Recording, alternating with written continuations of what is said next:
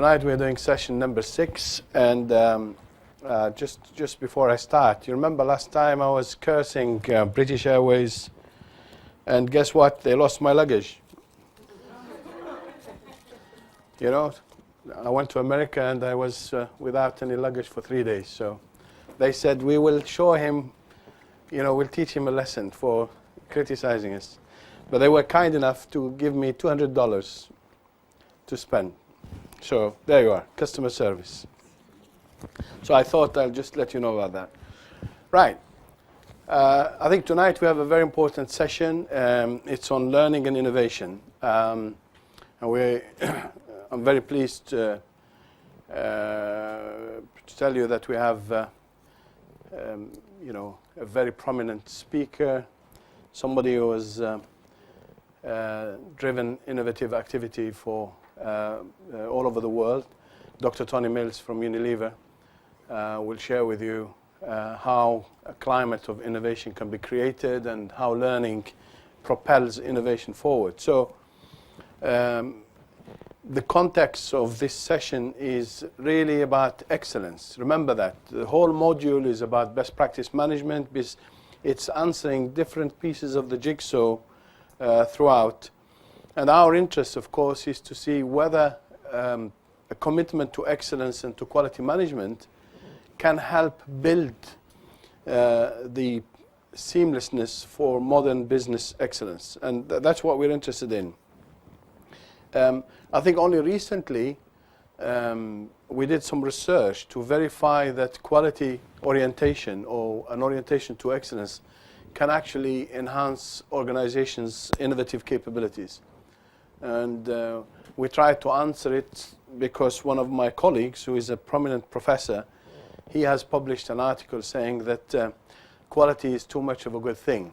You know, he believes through his research in Japan that quality sometimes comes in the way of innovation. So we did the research to prove him wrong, and by saying you're wrong, quality does not impede, quality does facilitate innovation. So I think, as we will see through the presentation of both myself and Tony, that you need to have a commitment to quality. You need to have an orientation towards the consumer and the customer. Otherwise, you're not successful. You cannot create a competitive advantage. I start with a couple of quotes. First of all, incrementalism is innovation's worst enemy. Why? What does that mean?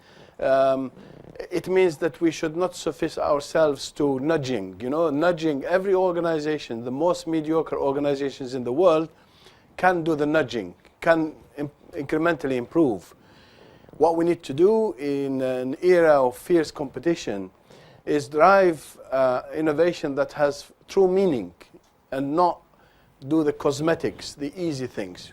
Sometimes we need to rock the boat because the consumer and the customer demands so from us, and sometimes the competition makes this big leap forwards. So you cannot really limit the activity to small, incremental, Kaizen type of innovation. Because at the end of the day, we have to say, what is the role of innovation? And this quote from the late Peter Drucker says, the essential purpose of a business is to create a customer. How do you create a customer? Is by wooing them, by fulfilling their needs, by exceeding their expectations, by delivering, if you like, exciting innovations that really get them to become loyal, to embrace the brand that you know, that you represent, and so on and so forth. So that is really the start of innovation. I will come back to learning and talk about the importance of learning in that context. But the outcome of being a learning organization or doing learning is to innovate. We learn to do, we learn to think, we learn to create. That's what learning is. Learning is fuel. The more residue of knowledge we have in an organization, the more capacity we have to innovate and to advance the thinking, to create generations of products and services, and to go beyond expectations insofar as the customers are concerned. So in a sense, innovation is propelled by human activity, and therefore we need to respect the fact that, as this quote says, that it's people intellectual capital which are the hallmark of innovative business. I mean, Tony would recall when we worked together in the 1990s, we used to say people are the heroes. I mean, we used to use the word heroes because that is the truth. You know, it's people who make things happen. It's the intellectual capital that you have. It's like this university. The university moves forward if it has the human capacity, the capability of its faculty, its researchers, to build new courses, to do new pioneering research, to write new books, to publish advanced research thinking.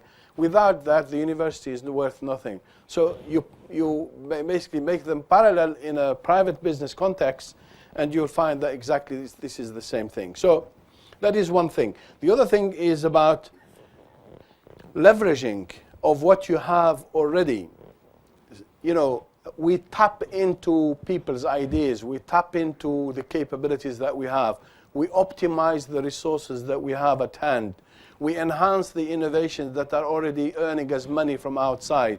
We leverage from the suppliers' relationships that we have established over the years. That is easy to do. Is claim what I call the true entitlement, you know, of organizational excellence. The second thing, of course, which is the new thinking, is to expand the intellectual thinking of doing what I call new innovations, really blank sheet of paper. But innovation does not mean blank sheet of paper. 80% of it is growing the existing, is learning to enhance what is working already. And the breakthrough is only a small component and probably will not exceed 15 to 20%. So now let me just bring back this context of innovation with learning. This slide is a busy one, but all what it is saying is that organizations are total systems. There is an external system which reflects the culture of the organization, the culture which, from a society point of view, the environment where the business operates, and the basically the geography where the business can reach out, and the commitment to reach out, the commitment to build global relationships. But inside, as you can see from all these keywords, are things that are sparkles, basically. They are the ones that enhance learning, they propel learning, they fuel the learning. They could be things to do with hardware, software, values, culture, systems, processes, procedures, communication, synergy between teamwork, reward and recognition, you know, ideas, technologies, you name it. We learn because we get these nudges and these prompts and this constant, basically, disturbance that gets the inquiry mind going, that gets people to think, people to answer problems, and people to you know, create something useful on behalf of the customer. So what I want to lead you towards is this idea of a system, you know, and the system thinking of driving learning and innovation. Because the most powerful organizations, as we will see from some examples, are those that define their system in an ample manner. You know, they actually create a holistic, integrated way of breathing ideas from outside, sending messages from inside to outside world, and they are very comfortable to identify with the business world and beyond that.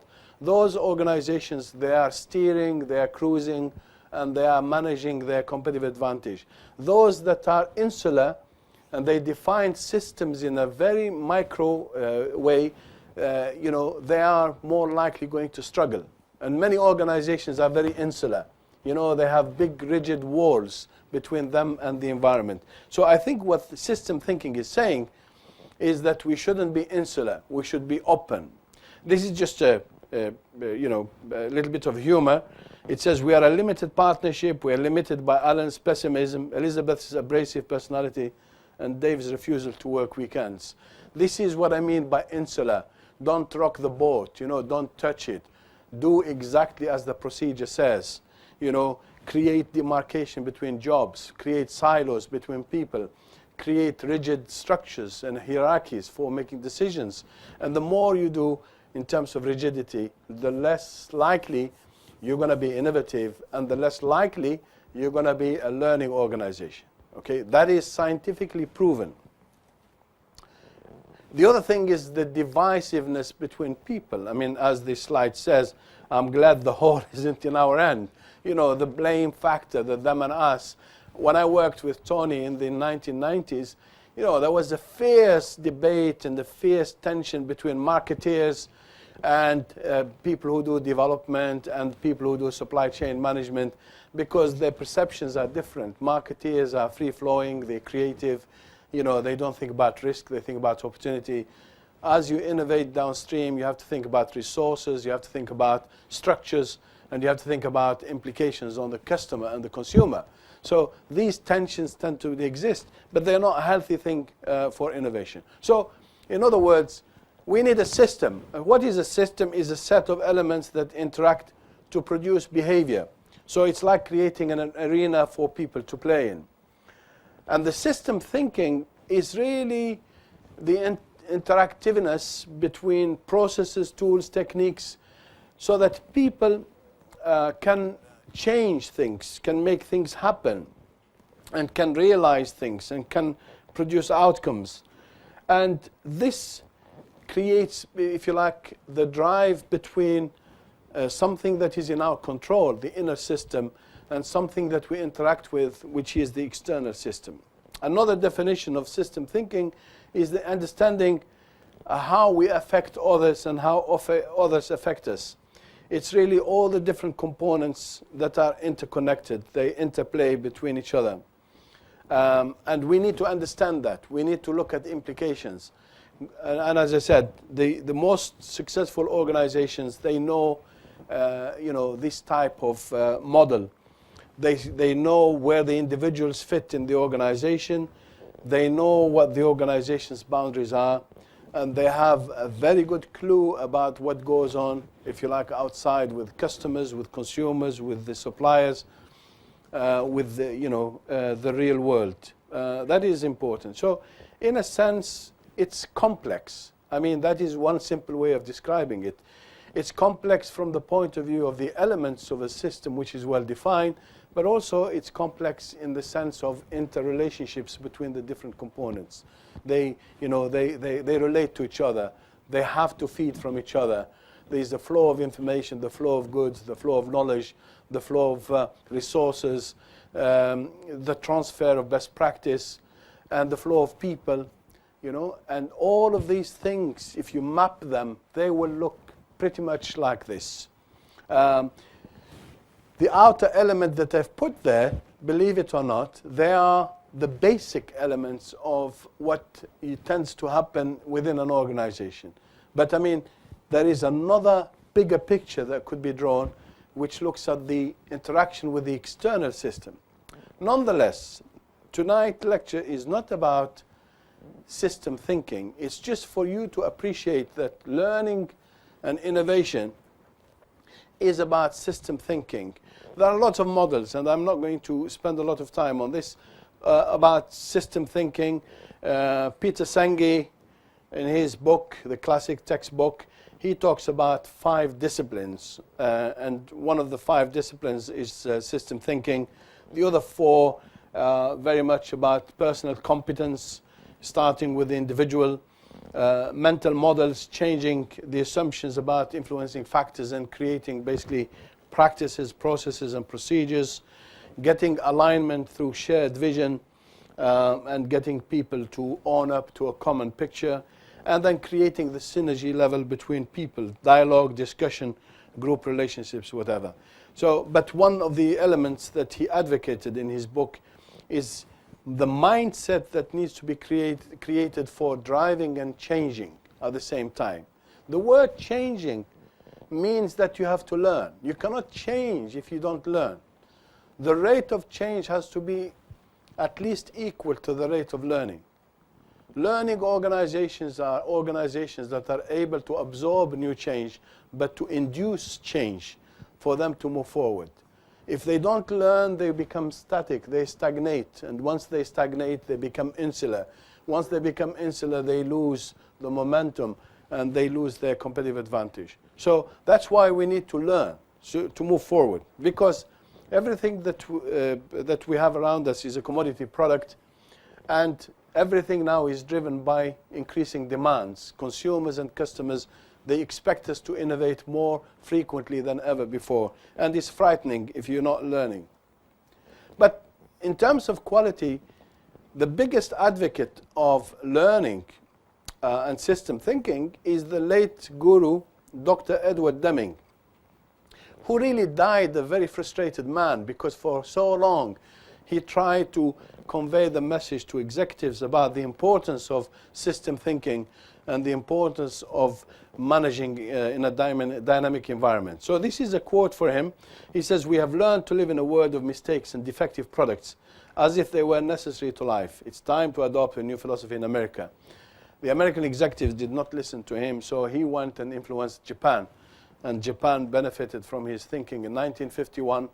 And of course, we know the history of how Japan economy boomed since then.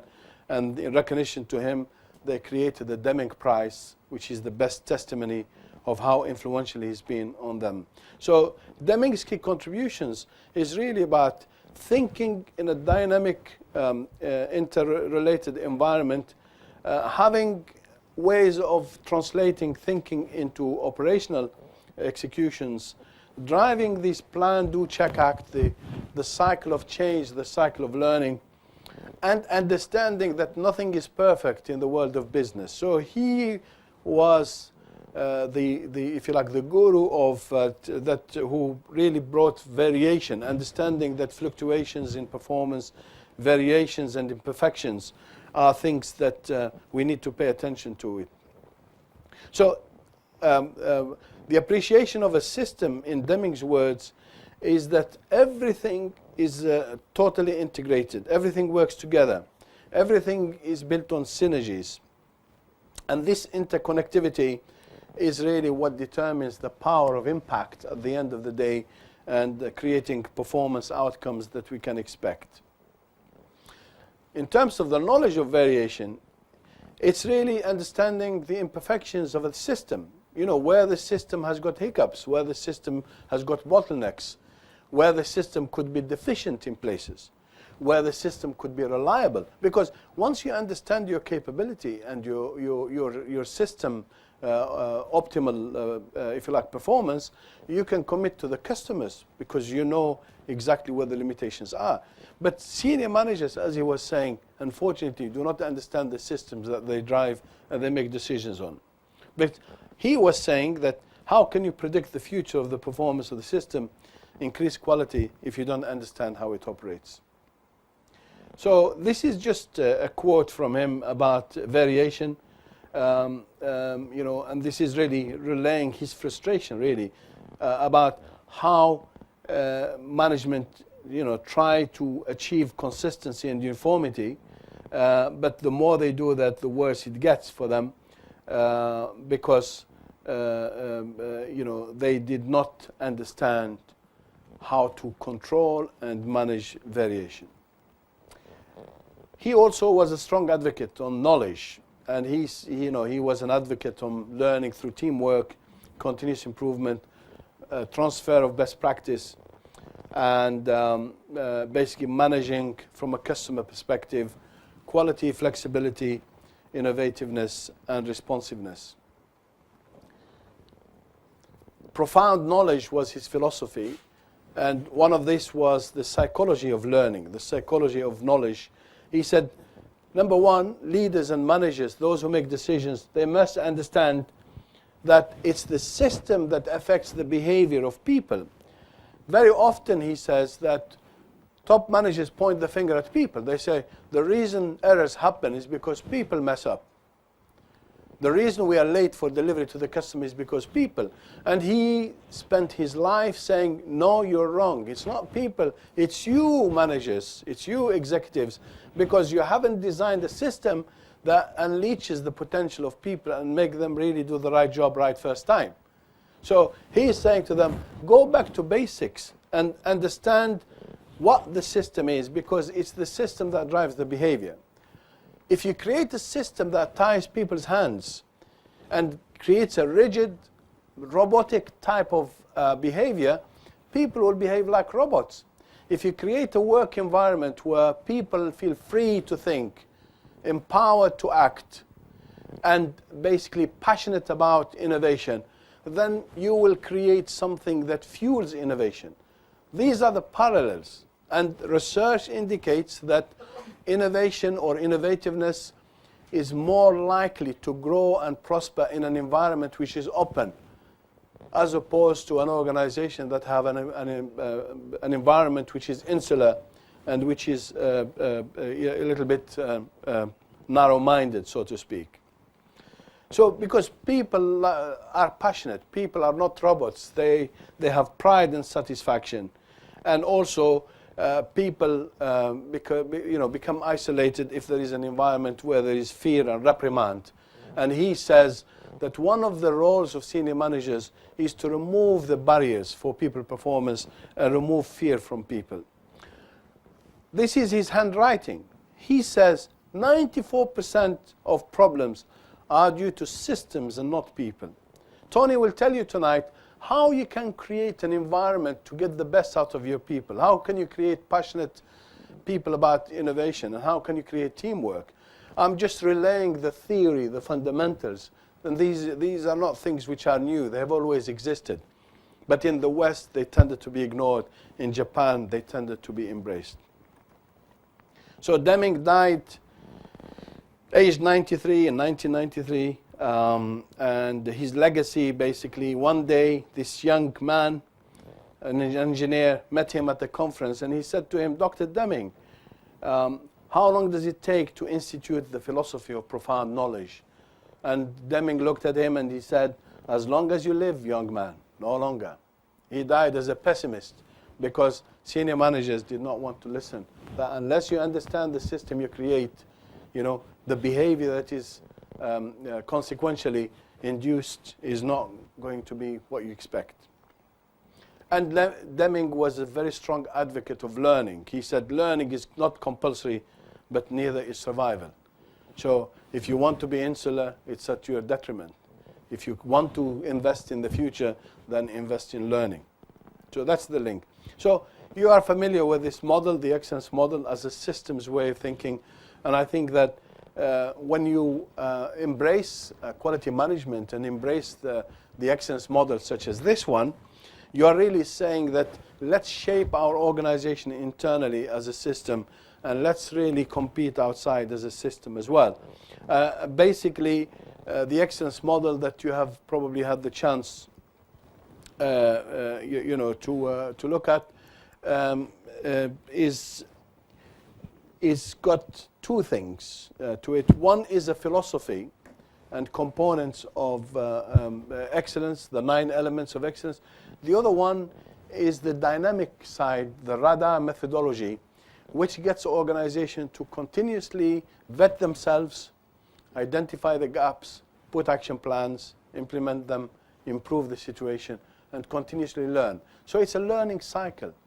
The plan, do, check, act, the radar methodology, they're all closed-loop learning models. Because when you solve problems, you're learning. You cannot solve a problem if you don't know. When you innovate as a closed cycle, you're also learning because you're injecting new ideas. When you do performance evaluation and you identify gaps, you're also learning because you know where the deficiencies are.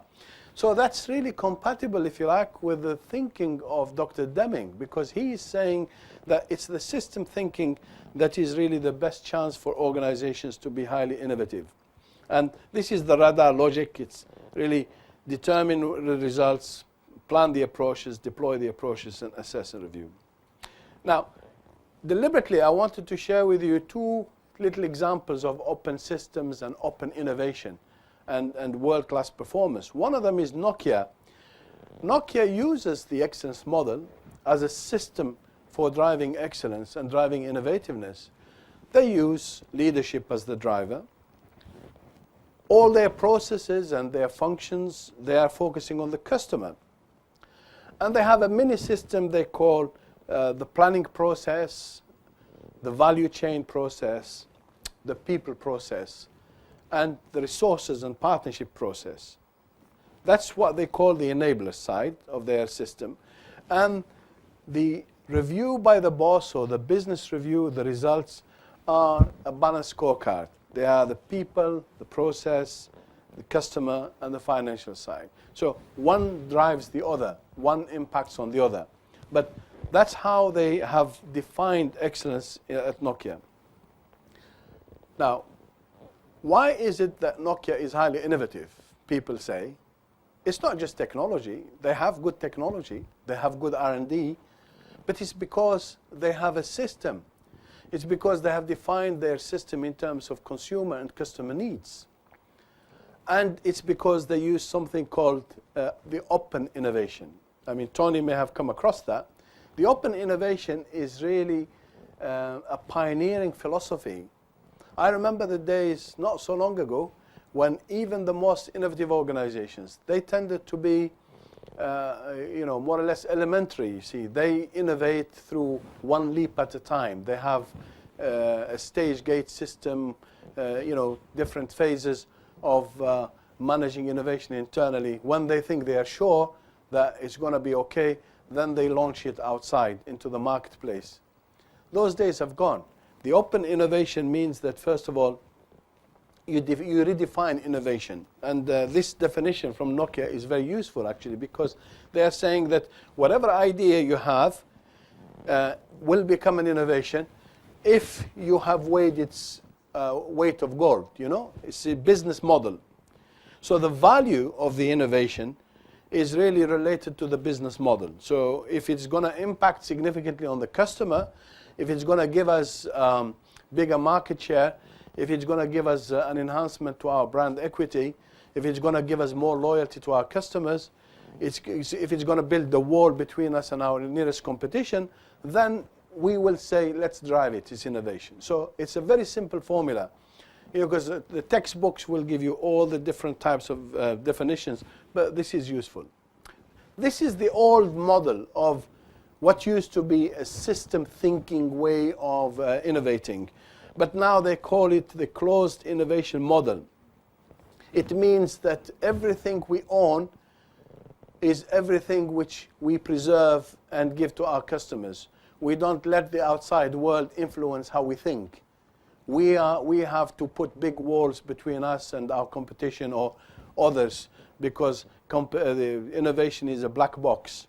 So the way it used to happen is that we develop technologies or alternatives for the market through research. We pilot them, we do prototypes, and then we scale up, produce, and deliver to the market. And you can see some of the blitz there, because very often lots of ideas get killed.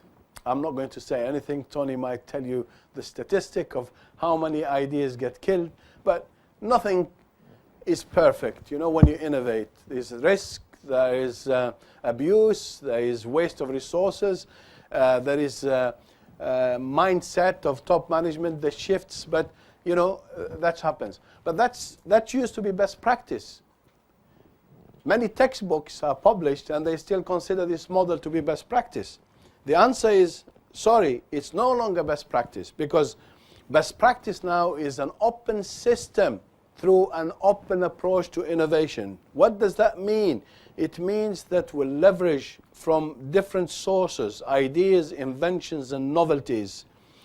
We extend the technology base. We don't rely just on our bag of tricks that we have internally. We enrich the thinking process. And I will show you a slide which tells you what are the sources of enriching our innovativeness. And the other thing that has happened is that organizations now realize that technology, the know-how, not the what, not the product, can also be used as a business model. In other words, we could actually create a new market with it. We could enhance our position with the existing market, or we could pass it on at a profitable way to other organizations. So we could sell technology, we could lease technology, we could create a future for ourselves, we could build strategic alliances, we could go global with it. The thinking has changed, so the possibilities became enormous.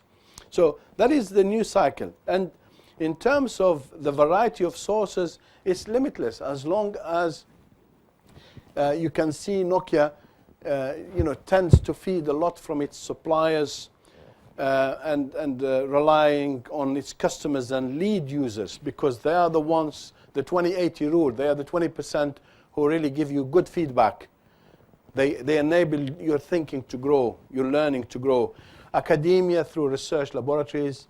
Open source community means that freelancers, they may have ideas, they may have patents, prototypes, whatever.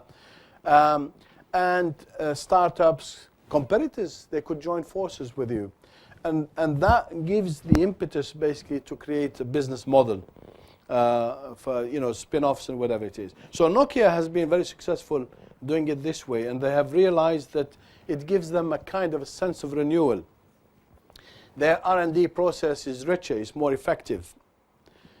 There is nothing that sits on the shelf now. A lot of wastage, is ideas that are never exploited. They are prototypes that management decided to freeze. There are projects that have been abandoned. There are solutions that haven't been piloted. So much richness exists in innovative organizations. This now is saying nothing should go to waste. Everything should be defined according to a business model and the principle of leveraging. So widening the source of receiving, but also widening the source of exploiting out there. And it means that you decrease the risk of missing the market opportunity. If it is there, you wrap it and you put it to the market. If it is not there, somebody may have it because the market needs it. You have systems that allow you to go out there and develop those relationships. So it's, and we have seen the tremendous rate of innovativeness that exists with the likes of Nokia. They are formidable and they will continue to be formidable. The other example that I wanted to share with you, which uses the same mindset, customer orientation, system thinking, open innovation, is of course the 3M. They, only recently they've been acknowledged number 3 in the world as most innovative organizations, Boss Consulting Group. According to the Fortune's list, number 14 in the most admired list out of 500. And as the bottom paragraph says, each day we have one thing in mind: to help customers succeed. At home, in the workplace, on the go, around the world, harnessing innovation. That's the fuel. They compete with innovation. They don't produce innovative products. That tells you about why they are innovative. All their employees are thinkers, not just doers. They are learned people who are passionate about learning and innovation. Their R&D spend is very substantial. It's approximately 6% of their total sales. They have the depth of knowledge through the business, the various areas of the business, but also they have the rigor in the core areas that concerns their business. And they bring a lot of segmentation in terms of their customer market. They have flair, imagination, entrepreneurial culture, and they have this 50% rule of messing around.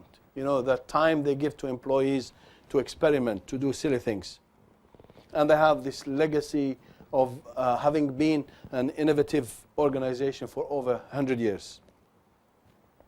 I like this definition of innovation. They say it's never an accident.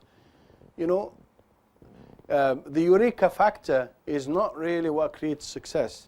They say it's the product of a complex set of principles and practices which support and encourage the coupling of technology and creativity together in order to satisfy customer needs. It's bringing those two together. And how do they do this? Is by people. And they say leaders have a role to play in this. They give permission and encouragement. They empower. The staff, the employees, they work with a determination and imagination. And the customers, they give input and feedback in the process. Customer centricity. So it goes back to what I said earlier on. You cannot be highly innovative if you're not customer focused. They may not call it in their organization a total quality program, but they are saying, we start with a customer, we finish with a customer, and we start again with a customer. So this is how they use open innovation. Here they define it as the use of purposive inflows and outflows of knowledge in order to accelerate the internal innovation, to expand the market or for external use of the innovation respectively. This paradigm assumes that firms can and should use external ideas as well as internal ideas, and internal and external paths to the market as they look to advance their technology. It's precisely the same model that has been used by Nokia. The reason they can do it with so much confidence is because, by the way, Apple, with the launch of the iPod, they used exactly, I have got the case study somewhere, they launched the iPod in 6 months from zero. If you look at the number of input from the different sources of innovation, it's absolutely amazing. And that's what they do now. It's open innovation, but you can only do it if you have a system of learning. I'm going to skip that. Here's just how it works in practice. I don't want to show you each box. I just want to show you the boxes where it says inspiration. That tells you that imagination is really the key driver for them. They plan through imagination. When they put the plan, they don't stick to it rigidly. They have something called fooling around. The fooling around has two purposes. One is to do what the plan says do. But the other one, as they call it, is experimentation. In other words, make mistakes. Because that failure, which is captured, becomes an inspiration. Because you know that you shouldn't do it this way. Lessons learned. So you do it differently. So it becomes an inspiration. That inspiration drives the plan through action, through execution. And you keep driving the plan of execution until you become successful. It's in the blood. It's really in the way they set out to do things. And it's the flexibility that have allowed themselves to be successful. So they use 3 components for creativity. Most of organizations use expertise and knowledge. You know, you recruit talent, you implement good systems, you buy new technologies that are, basically sophisticated. And then you try to use a creative culture for thinking, for the competencies, whatever. But look at that blue circle. That's missing in most organizations. That's really what makes a difference. The motivation to do so. When we talk about tacit knowledge and basically making it more explicit and getting people to be more free, more powerful in terms of their thinking, we need to put this 3rd circle. But unfortunately, it doesn't exist in many organizations. They use learning in different ways as well. They use best practices. This is how they classify them. A unique idea, one of a kind, only to us. A good idea that is only implemented scarcely, or a common idea that works well, and it's found in different sectors of the economy. And then they map it by saying, what is the risk of implementation? Is it low, is it moderate, or is it complex? And then they engage their centers of excellence to drive those ideas. So a continuous flow of external ideas through this permeable system for the transfer of best practice, for benchmarking, for gap analysis, for learning, for innovation, for drive, for excellence. It's so learning is an open cycle, is an open system. The customer-inspired innovation, as I said, is a must for them. They use customer insight. The customer is wise. The customer is king. The customer is the recipient. The customer is the judge. So therefore, they use some of the techniques to say these are needs which are clearly articulated. We can put them into functionality attributes. We can actually put them for the design. But they use the customer for the unarticulated needs, the needs that the customer hasn't even thought of, hasn't even expressed to them. And based on all of that, they create what they call the creative foresight opportunity for development. And with that is boosted by access to internal technologies or solutions, or access to partner-based solutions or innovations. And that gives them basically opportunities for creating the breakthrough outcome for commercializations. 1 in 10 2 in 10, 2 in 5. It doesn't matter.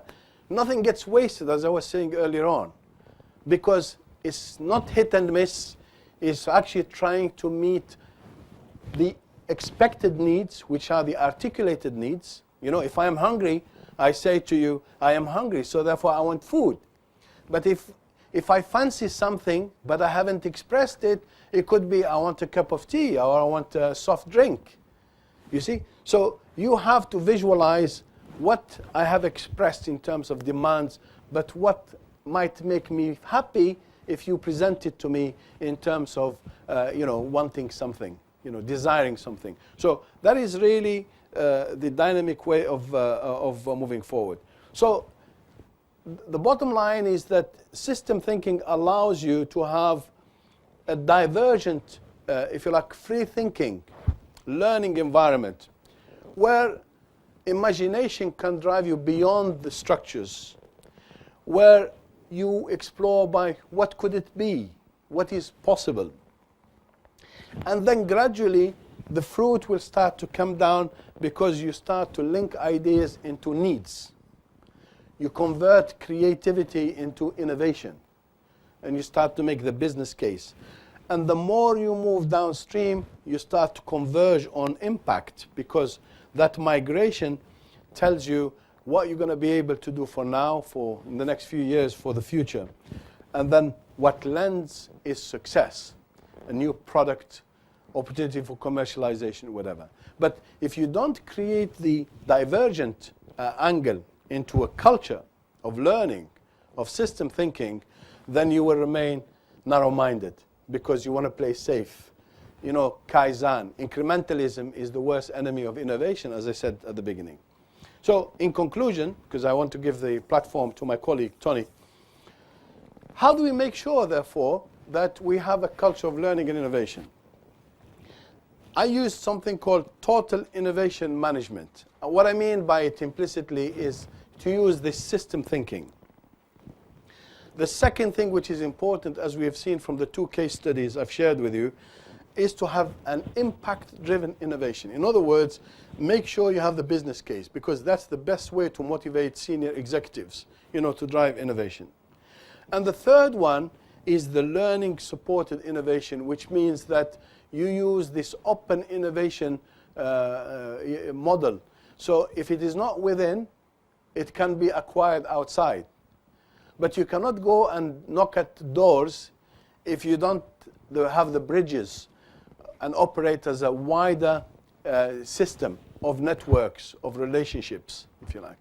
So that is now an essentiality. So those are the 3 critical factors of success. So you have seen 3M, you have seen Nokia, and I have alluded to this several times. The driving force is this customer. The customer is king. The customer knows best. The customer is the penultimate stakeholder. So the focus is we must keep those customers that we have already. And we must help them become more profitable with whatever they do. But also, we must have our ambitions high so that we capture other customers and our competitors' customers. So we must do so by enhancing and extending the intellectual capital of the business, by looking at people as heroes, looking at people as the asset, recruiting the talent that is needed, bringing associates who can influence. If we can't bring the employee, let's sponsor, let's work with centers of excellence at universities, let's work with scientists, let's work with marketing agencies, so you can acquire talent without necessarily having to recruit them, but they work for you wherever they are. And focus on what I call discontinuous innovation, which means that through learning and like the 3M way of, say, making mistakes, learning from failures, getting inspired again, you drive, if you like, innovation through the inception, experimentation, optimization, and delivery, and then that first cycle will give you more inspiration to start again by saying inception, optimization, maturity. It's like linking these S curves before they come down. but they are curves of thinking rather than curves of products and services like they teach you in the marketing. That is how you build innovativeness and confidence to deliver what I call high degrees of radicalness. I mean, Tony may wish to talk about that tonight. You don't select innovations because they are radical, they're high risk, and you want to really break away from the mold and dictate the terms of modern competition. You can only do so safely by having this model of growth in maturity of learning, in experimentation, foolproofing the mistakes that you've made. And 3M do it very well. So you can deliver radical innovations, but you have to arrive at them rather than just abandon what you do as a matter of course and then just pursue the high-risk strategies. That's folly. You cannot do that. So what I'm trying to say is that learning drives innovation. Innovation grows in terms of its impact through a culture of learning and development. But we must understand that learning is self. Learning is corporate. Learning is for the organization. But learning is for the self. How do we give the chance to people to express their ideas if we don't give them the 15% rule like 3M has, for example? Because that is really the answer of, to the overall question, that imagination means that we should allow experimentation to take place. And I just wanted to conclude by saying, don't let the imagination run wild. Cue control it. What does that mean? It doesn't mean block it or dilute it. It means drive it towards the customer. Every imagination you have should not be sit on the shelf. I worked with colleagues at Unilever in the R&D centers, and I tell you what, the prototypes of technologies, of solutions that they have, some of them have been sitting on the shelves for 30-odd years because they haven't found a market for it. What a waste. The inventions that are cost. So I'm saying imagination is not the answer. The answer is the knowledge that you create, and the knowledge is the experimentation with the imagination. And if you have a queue system, which is an open system, customer-oriented, therefore nothing gets wasted, and nothing should sit on the shelf. Thank you very much.